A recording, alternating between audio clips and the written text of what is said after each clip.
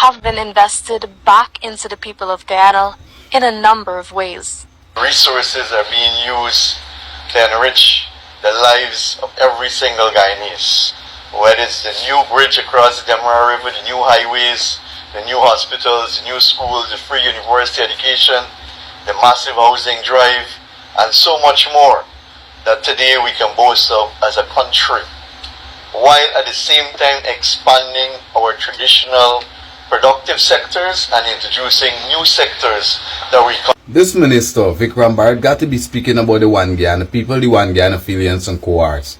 That this money that belongs to all the Guyanese people that's supposed to be shared evenly, benefiting from, ought to be newsroom making these kind of statements. Newsroom always makes statements that sounds very much in favor of the government. Now the only thing Minister Vikram Bharat said that would have held a little bit of weight, that actually had to develop in Guyanese people, and this is education, would have been free university. But it would have only made sense if the PPP I'm speaking about didn't take it away when LFS Bornum had it already implemented back in the day. Even the health sector that the PPP speaking about, that they're building new hospital and expanding health, let me tell you guys something.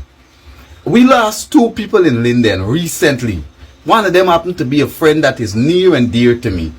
And I am saying that is because that hospital in Linden is under-equipped. This is why my friend lost his life. Because my friend needed to do a simple CT scan to check his brain, to check his head, to see what's going on in his head. Because my friend got a minor stroke, some kind of an attack of stroke. And when he got this stroke, the doctor said that they wanted to do a scan to see what is the position, to see exactly what's going on in his head, in his brain and so on, and with his nerves and so on. And they could not do it at the Linden Hospital. This $13.7 billion hospital in Linden that was built, I believe, by the PPP or APNU, it doesn't matter, but the bottom line is this. These men are spreading propaganda. The big hospital in Linden, they don't have no MRI machine, they don't have CT scan machine. Many of times they don't have enough oxygen in the oxygen tanks. And this is going to bring me to this other young man that lost his life. He lost his life because he had a breathing problem. He was at the hospital and he wasn't catching his breath. And they had him on nebulizer, the machine that you breathe through. And every time they put him on the nebulizer and they attach a new gas tank to the nebulizer, the word was the young man continued to say he's not getting any oxygen. Right, whether it's Astelin or Ventolin, whichever one of the air, he wasn't getting it, and he continued to tell the nurses he's not getting it. Until eventually, by the time they brought one, and the man started actually get the little gas, the little oxygen, the man just, it was too far gone. The young man lost his life. Now for me to hear ministers like Vikram Bharat, these wealthy men, you know, when they get sick, they don't even have to see the local doctors here. They fly out and go and see the high-end doctors. And even if they get sick, they don't have to go to the public hospitals that are understaffed, overworked, and under-equipped. They go to private, the big buy hospitals, the big buy friends hospital. So when I hear these men speak, it sounds like these men really take Guyanese for fool, and they're spreading the narrative to our brothers and sisters in the diaspora. We lost 2 people from Linden. One of them my close friend. And I strongly believe if there was a machine for my friend to have a CT scan done in Linden, this man wouldn't have been there today. Because this man had to endure the highway. And by the time my guy was in Georgetown, he didn't last 3 days in the hospital. Just lost his life. And this is the health sector that Minister Bharat saying that their government is investing in. Balderdash. I'm telling you, brothers and sisters, balderdash. Now the other sectors that Minister Bharat speaking about, I want to know which other sector they actually developing and improving and transcending. Sugar is failing. Gaisuko is failing. Gaisuko producing less than the government investing. Way less than the government investing. And I can call the figure, but by now everybody knows that Gaisuko, they're investing more to to bring the sugar cane to Torm and to get the sugar than they are making from sugar. The rice industry failing. All year last year and all year this year, we saw the rice farmers complaining about storage for the paddy, complaining about the millers charging them about the millers buying the paddy for too small of prices, and it's not worth it for them to even plant rice anymore. Which sector exactly Minister Barrett speaking about? That their government invest in the oil wealth into. This government selling out this country. Whenever these men speak about oil, I believe these men should be ashamed. The only thing this government should be enthusiastic and excited to tell Guyanese about is they're planning to do a referendum, or they're planning to renegotiate the oil contract, revisit that oil contract that the Vice President Barrett Jagdeo said that they were going to get renegotiated. And not just the prospecting ones, the latter ones, just like the Vice President said. Let the facts show, brothers and sisters in the diaspora, the international bodies and the international community, CARICOM, Commonwealth, the OAS, that may be listening in, 48%, higher than 45% of Guyanese are living at and below the poverty line, on 1,000 Guyana dollars per day. 70% of Guyanese are struggling, barely making it from hand to bills. Children are eating more in school than they are eating at home. Brothers and sisters, understand this. People can't afford land. We're still living through blackouts under the PPP in the fastest growing economy. Consistent blackout. Hours at a time, just about 5 days out of the week in Linden, where I'm from. We're still waking up many mornings with no water coming through the pipe, and we got to get ready for work. I don't know what Minister Barrett is speaking about when he's speaking about improving the lives of Guyanese. Guyanese struggling to buy a little second-hand car, and when they buy it, they're struggling even worse to keep it on the road working. And let me tell you this, when the people buy the little second-hand car, in most communities, the infrastructure that this minister is speaking about, the roads, every single road in the community of Linden, you have to swerve in to the other people lane because some big potholes taking up half of the road. This is the country that Minister Barrett is praising the government for developing. Not much has changed, brothers and sisters. Public health care is garbage. I just told you about my friends that lost their lives, and that those weren't the only two friends that lost their lives prematurely because of under-equipped, understaffed hospitals in this country, and it's still the same today. The education system under One Guyana, the lower the children score, the better the children perform, according to Mr. Leon Beaton, the mathematics expert. Do not let the malarkey and the subterfuge and the conflations and the ostentatious parading of verbiage by these ministers mislead you about what's going on the ground. Guyana is one of the 5 smallest countries in South America. Guyana is within the 5 countries in South America with the smallest population.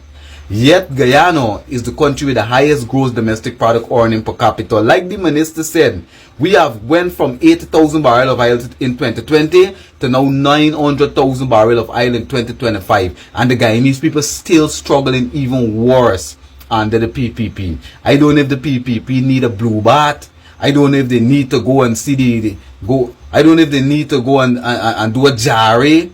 But like nothing don't work that these people put their hand to. And every little initiative that they're trying to put in place today, they just bringing back Forbes Burnham idea. And they just bringing back David Granger idea. Because David Granger was putting bins in the city of Georgetown.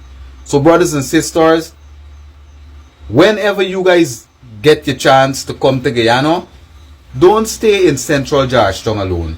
Tour Guyana, you will see that we have not told one lie at Eternity Enterprise.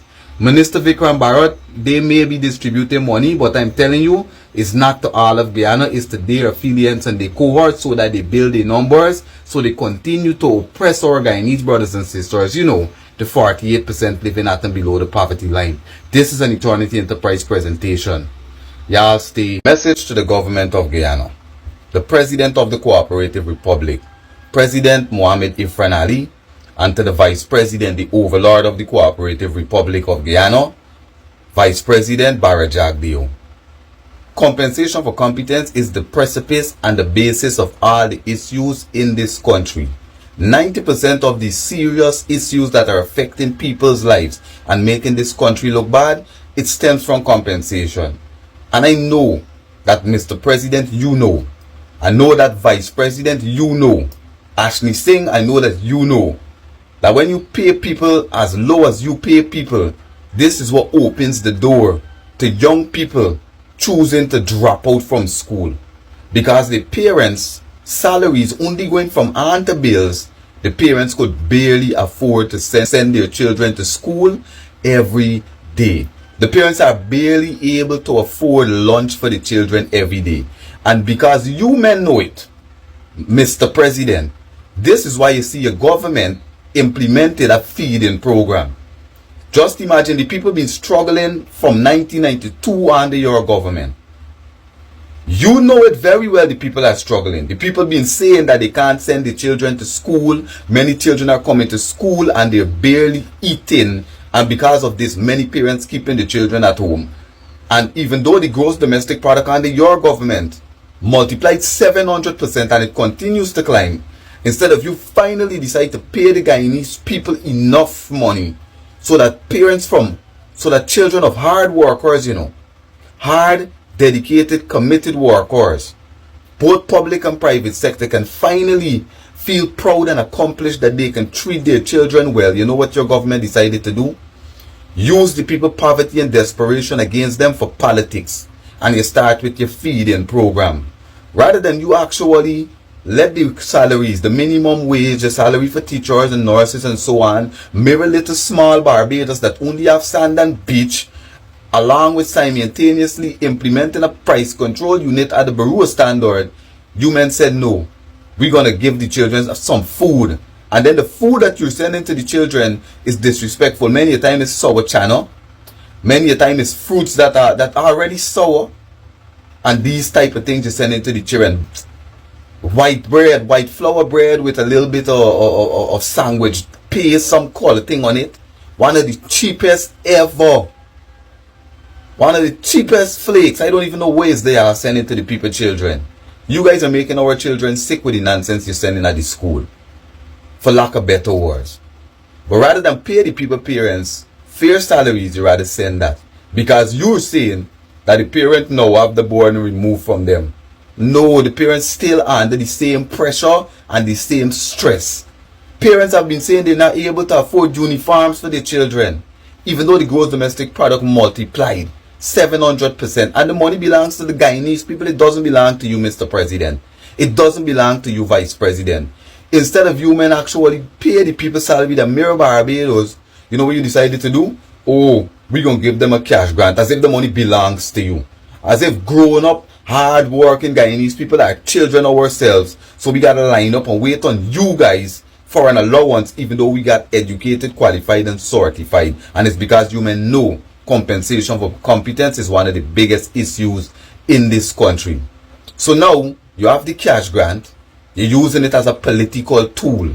You're using it to make your government look good while you men enjoy large mega salaries. Mr. President's salary higher than 3 million Guyana dollars every single month. Just about 30 times, 40 times even for some people, what a minimum wage gets paid.